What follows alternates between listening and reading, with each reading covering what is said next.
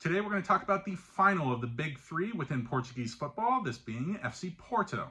They're renowned for their blue and white vertical stripes, which you see on this 10-year-old kit from 2013-2014. That's their home colors.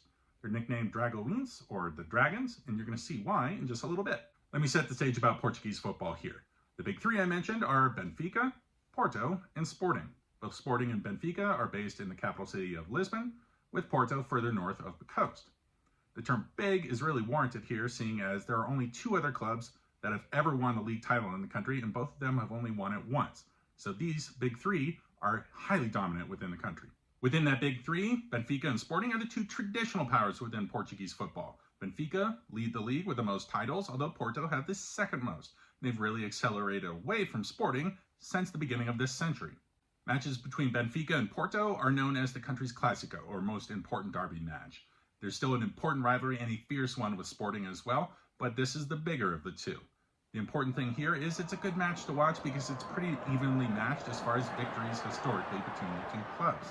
There's also a rivalry within their city in Porto with Boa Vista, one of those two clubs I had mentioned earlier that has also won a league title in Portugal. It took me a while to find a Porto kit I really liked. I wanted one of significance, and I finally found one. It's an anniversary kit. You can see 1893, their founding year, to 2013 on this one. It's a pretty heavyweight kit, which I really like. Vertical blue and white stripes, they're home colors, and we've talked on a recent video about solid backs that you'll see on kits that have vertical or horizontal stripes. That's so that the name and number of a player can show and be seen more easily on the back of a jersey. To get back to why they're nicknamed the Dragons, let's take a look at their club badge, because there's a lot going on here. The predominant item is this big old school blue football. It has their acronym FCP on it, as well as in the middle, the city's coat of arms. There's a lot of Christian imagery that you'll see going on in here. It's topped with a crown, and then on top, overlooking all of it, a dragon. Let's talk about what this club has won as far as silverware, because there is a lot of it. Domestically, they've won the league, the Primeira Liga, within Portugal 30 different times. They've also won a cup competition in the country, that's the Taça de Portugal, 19 different times. They're the most successful club within Portugal this century, having won the league 12 times to Benfica's 8. They're also stretching beyond Benfica internationally, seeing as, while Benfica has also won the European Cup 2 times, both in the 60s, Porto have won it in 87, as well as, unlikely, in 2004, which is a big title for them.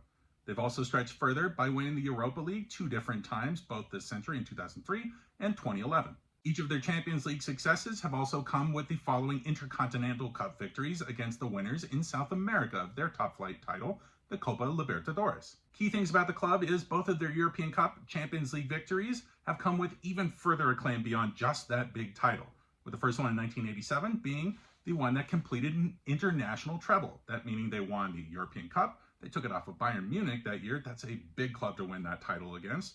The additional Super Cup that they competed against Ajax also put into their cabinet.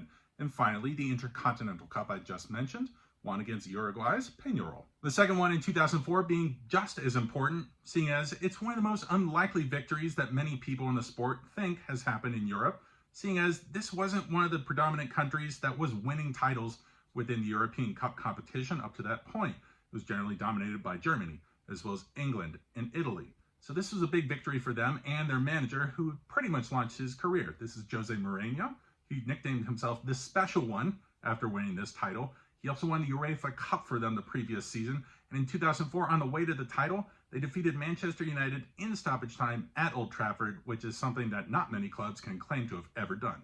It's going to be a crime that I only have time to mention 2 former players from this club. That is an immense amount that should be mentioned. With the first to call out, Deku. Midfielder, one of the best in the world in the first decade of this century. He was a member of that important team with Jose Mourinho. He moved on to Barcelona afterwards, where he is currently the sporting director. And the second is the Colombian striker Radamel Falcao, a man they nicknamed El Tigre.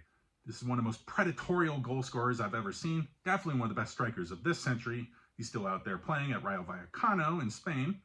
He was a member of their 2011 treble-winning side that won the Europa League. In that competition, he scored a stupid amount of 17 goals that season. 17 goals in a league season is still an immense return. Absolutely amazing that he did this just in a European campaign.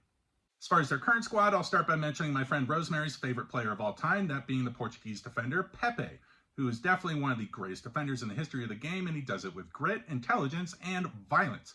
I would see this man in a dark alley and I would run for my life. He's an incredible defender, but don't mess with him. Second man to mention would be a right back for the club. That's Jorge Sanchez, who's on loan to the club from Ajax this season. He's a former Club America man from Mexico. And the final is Evan Nilsson. He's a striker. He's from Brazil, came to the club from Fluminense, who are the current Copa Libertadores title holders in South America. He's learning from their longtime striker, Mehdi Taremi, who's a very good mentor. So that's your rundown on FC Porto, the third and final of Portuguese football's Big Three.